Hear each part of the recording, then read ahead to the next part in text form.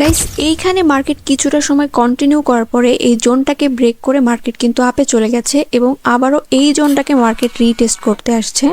এখন এখানে যদি এই ক্যান্ডেলটা একটা স্ট্রং ক্যান্ডেল হয় এবং আপনারা শ্যাডো দেখে বুঝতে পারছেন অলরেডি একটা রিজেকশন ক্যান্ডেল হচ্ছে এখানে, দেন এটা যদি একটা স্ট্রং ক্যান্ডেল হয় তাহলে আমরা অবশ্যই এখানে কলের জন্য এন্ট্রি নিব। আর এটা একটা স্ট্রং ট্রেন্ড রিভার্সালের সিগন্যাল। আপনারা মুভিং অ্যাভারেজের দিকে খেয়াল করলে বুঝতে পারবেন এটা কিন্তু অলরেডি ট্রেন্ড রিভার্সাল করে ফেলেছে, যেটাকে আমরা এসএনসির ভাষায় কোচ বলে থাকি। অলরাইট, সো এখানে আমি দুইটা এন্ট্রি করে নিলাম, যদিও বা লেট এন্ট্রি পড়েছে, তারপরে এটা আমাদের প্রফিট দিবে। কারণ আমরা যারা প্রাইস অ্যাকশন সম্পর্কে জানি তারা এখানে বলতে পারবো আমরা যখন ব্রেকআউটে এন্ট্রি নেই তখন কিন্তু ডিরেক্ট এন্ট্রি নেই না, আমরা ওয়েট করে কোনো একটা রিটেস্ট বা মার্কেট কন্টিনিউ করে কিনা বা কনসোলেট করে কিনা সেটার জন্য। এখানে দেখতে পাচ্ছেন আমি একটা জোন ড্র করেছি। এখান থেকে মার্কেট তার ট্রেন্ড রিভার্স করার পরে কিছুটা সময় কন্টিনিউ করেছে, দেন এখন আবার এই কন্টিনিউস জোনটাকেই রিটেস্ট করছে, অর্থাৎ এখানে অনেক স্ট্রং একটা বুলিশ সিগন্যাল দেখতে পাচ্ছি। এন্ড দ্যাটস ওয়াই এখানে কিন্তু আমরা কলে এন্ট্রি করেছিলাম।